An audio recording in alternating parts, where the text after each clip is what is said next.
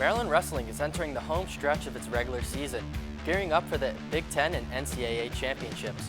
We'll take a look at how the Terps' 2022-2023 season has played out so far, coming up on the Left Bench in Focus.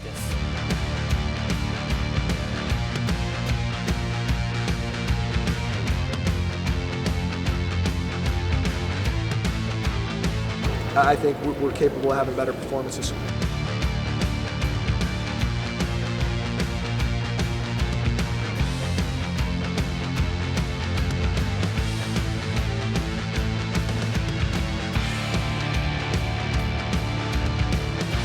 Because I had already, in my mind, decided I wanted to come back to Maryland.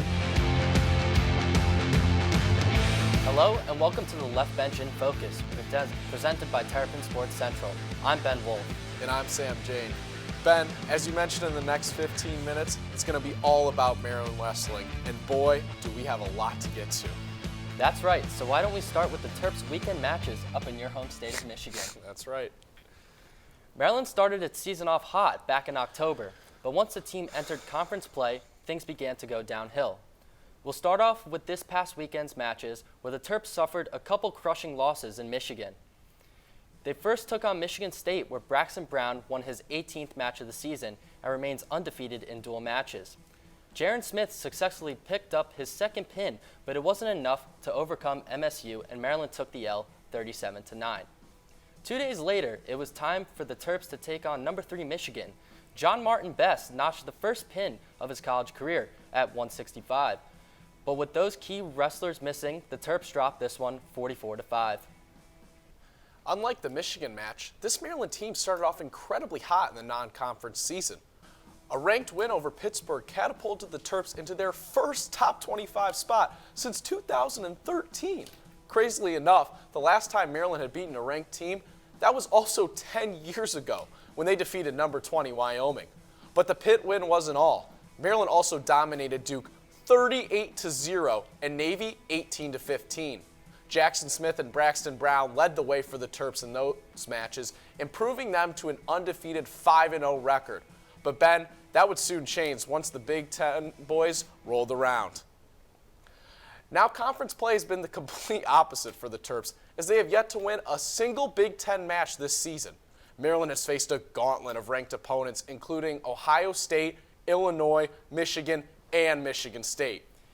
Outside of a heartbreaking one-point loss off a tiebreaker to Indiana, Maryland hasn't exactly sniffed the win column, being outscored 148-31 in their last 5 matches.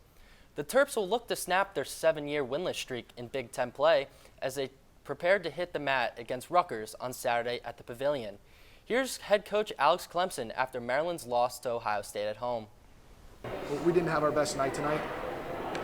We've had a lot of good nights. It's a young team that's very talented. I think we're capable of having better performances, so come back. This place needs to be like this every night.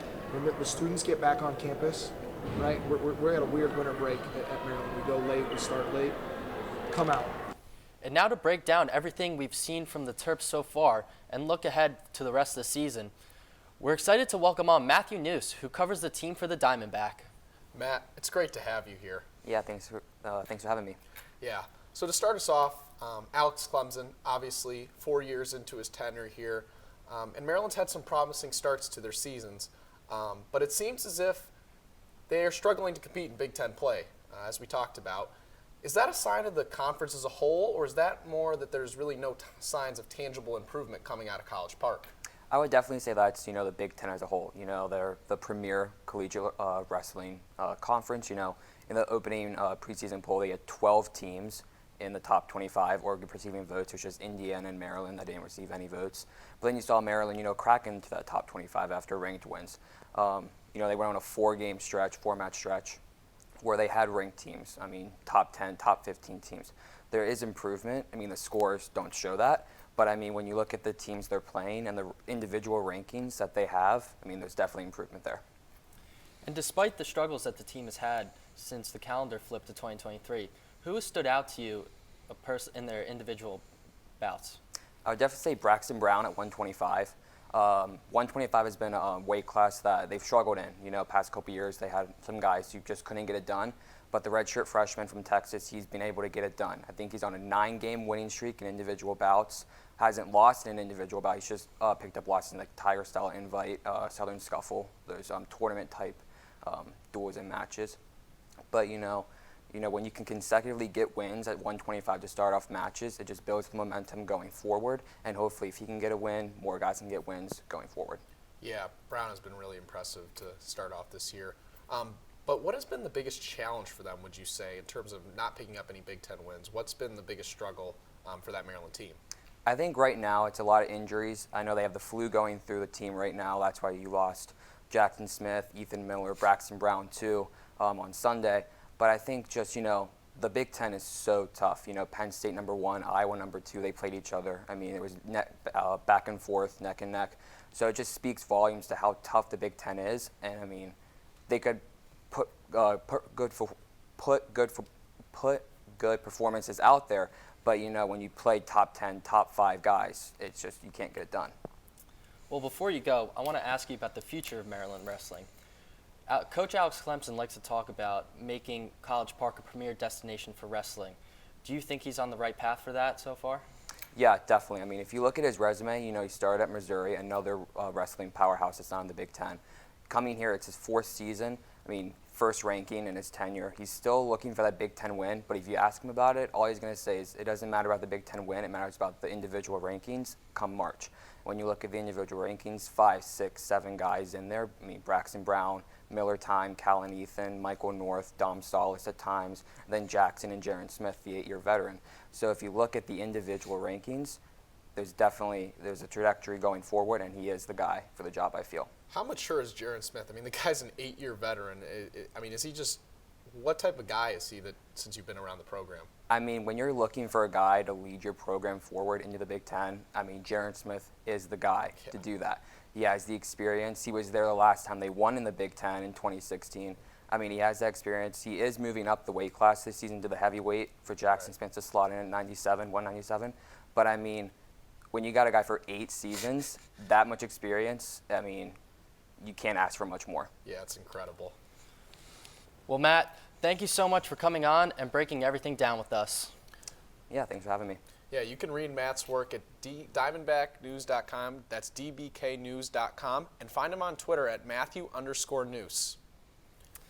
And when we come back, we'll tell you about one guy on the roster who has professional wrestling aspirations. And we'll chat with head coach himself, Alex Clemsen. Don't go anywhere.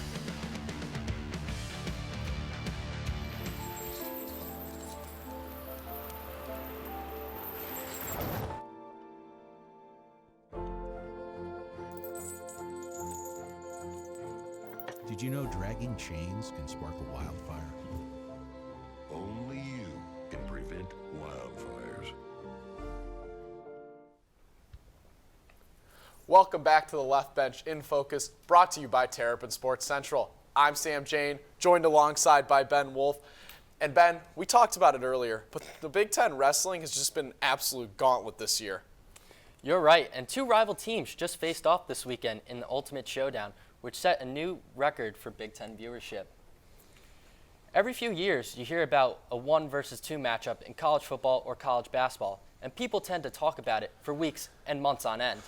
Well, that happens just about every year in college wrestling when Penn State and Iowa get together. This past weekend, those two met in front of a sold-out Bryce Jordan Center in State College, and it did not disappoint. Penn State's Marco Vespa was unable to pull off the upset against perennially #1 Spencer Lee, but that didn't hurt the Nittany Lions in the end. In the 133-pound weight class, Roman Bravo Young prevailed over Iowa's Brody Teske, giving #1 Penn State a 65 advantage later. Aaron Brooks and Max Dean took care of business in the 184 and 197 weight classes, closing the door on the second-ranked Hawkeyes. Yeah, Ben, there are some special wrestlers over there in State College. There are also some special athletes on the mat here in College Park. Jaron Smith in his 8th year at Maryland. I mean, at this point, he's basically a full-time employee here at UMD. But Smith had a difficult decision to make when he chose to come back for his final year, because he had an offer from the WWE to compete for the world-renowned Wrestling League. Instead, Smith told them to hold off for a bit, and that he had a goal to reach while he was still a Terp. Here's what Smith had to say about the opportunity on our Under the Shell podcast in October. To a tryout in Dallas, and then I went to another tryout in Orlando. So I spent my summer a good amount of time out of state working with that. It was a really great experience on both fronts. After I qualified for the second trial after Dallas, they picked a handful of athletes and said, we want you to come out for an extended tryout. So I spent a little more time in Orlando. It was a great experience. I ended up, getting an offer from them. But to me, it was a really difficult decision because I had already in my mind decided I wanted to come back to Maryland. But then this opportunity was presented with me, and as it got a little further along, got more tangible. And with that, it's our pleasure to welcome the captain of the ship to the show, Coach Alex Clemsen. Coach, thanks for taking the time. Thanks for having me on, guys. It's great to, talk Maryland wrestling and keep getting the word out there. So I appreciate you guys having me. And Coach, at this point in the season, who has stood out to you in the locker room to rally the team to keep grinding day in and day out? I think our captain, Dom Solis, who, has kind of struggled as of recently, just, hasn't had, I think, the results he wants. But part of that's the league we wrestle in every night. You're wrestling. Our young guys are starting to assert themselves more and more too. And I think that's kind of led by Jackson Smith. But we're, it's a young squad. So you see different guys step up at different moments. Yeah, Brown and Smith have been super impressive so far, Coach. But I was just wondering, you've preached a lot about culture early on in your tenure, and that's been one of your big mantras since you got to Maryland. But, it's easier to preach culture when you can show the guys the tangible results, like, oh, look, we're winning these amount of Big Ten games. We're not, we got to work on this. But when you're kind of in the slump that you guys are in right now in the Big Ten, how hard is it to maintain that culture, and what have you told the guys in the locker room? Well, part of the problem is right now is we've had the flu run through our team and we've had some bad injury luck, and we haven't had that exactly spaced out. We're dealing with both at the same time, and you don't want to say you expect it. But at the same time, I think we're realistic in terms of, you're going into a gunfight without as many bullets as you'd like to have. So, you look at these young kids having opportunities to step up and a chance to compete. Maybe a little sooner than they thought, or in some moments where they didn't necessarily foresee themselves competing. So they're getting some good growth moments and opportunities. But I think as a program, we're always focused on March. Really in our sport right now, there isn't a dual meet championship, much to my chagrin, and I think a lot of coaches around the country feel that way. We're really graded on the 2 weekends at the end of the year with Big Tens and NCAAs. And so that's really the focus. And we've kind of been a little probably conservative with a couple of the injuries, knowing that a couple of these guys probably healthy enough to battle. If it was the Big Ten tournament, they'd probably be out there. But we're thinking about, how do we keep our guys as fresh and as healthy and have them as ready as possible. Coach, one of the things we really respect about your program is how you set out the expectations from day one, especially the expectations in the classroom. Can you tell us a little bit about your no class, no practice policy and how the team has really adapted to that? Yeah, I mean, we only have 2 team rules, right? Go to class and live clean. You don't exactly need to be a rocket scientist to figure that out.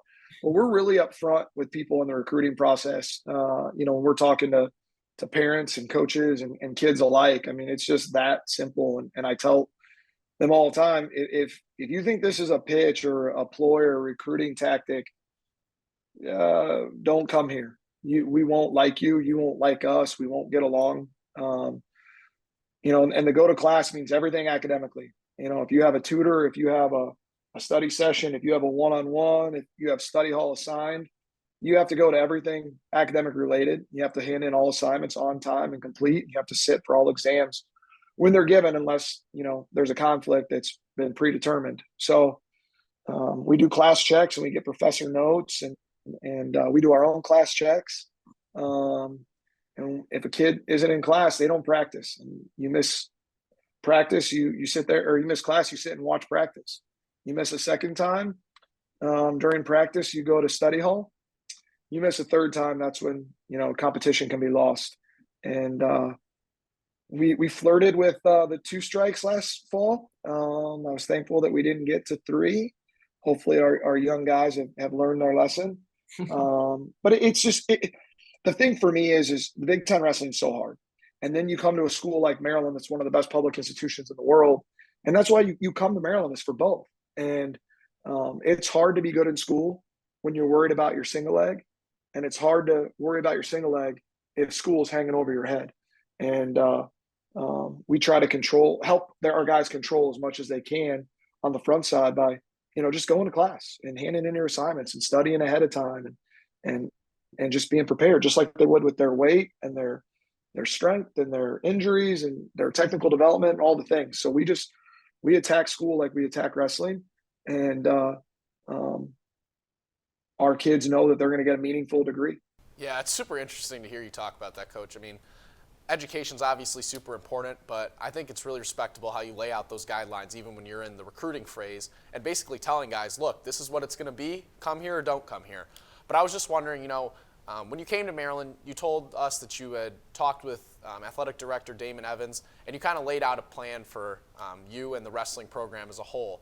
How far along are you in that plan, and what benchmarks do you have for yourself and the program this season and beyond? Well, I told him that I thought it would be 4 years. It'd take 4 years to be competitive and 6 years to be pretty good. A couple weeks ago, I'd have said we were ahead of schedule a little bit. We were ranked 15th in the country, and we were in every major poll. Right now, we're in 2 of the major polls, and we're still in the top 25. It's just tough because we've just been so banged up, whether it's the flu or a couple injuries. So I still think we're on track at minimum. I'd like to see 7 guys. We have 7 guys right now in the first coaches poll that would be qualifiers. I'd like to see those 7 guys, if not pick up 1, 2, 3 more at the Big Ten tournament. So, I think from a minimum standpoint, we'd like to see that. And I'd like to punch an All-American or 2 through also. I think we've got guys that are really competitive in those weights. Even think about Jaron Smith, who's ranked 4th. I mean, he's had 1 point in overtime matches with top 10 kids, and so is Michael North. He beat a returning All-American already this year. He's beat a returning guy that's been in the round of 12.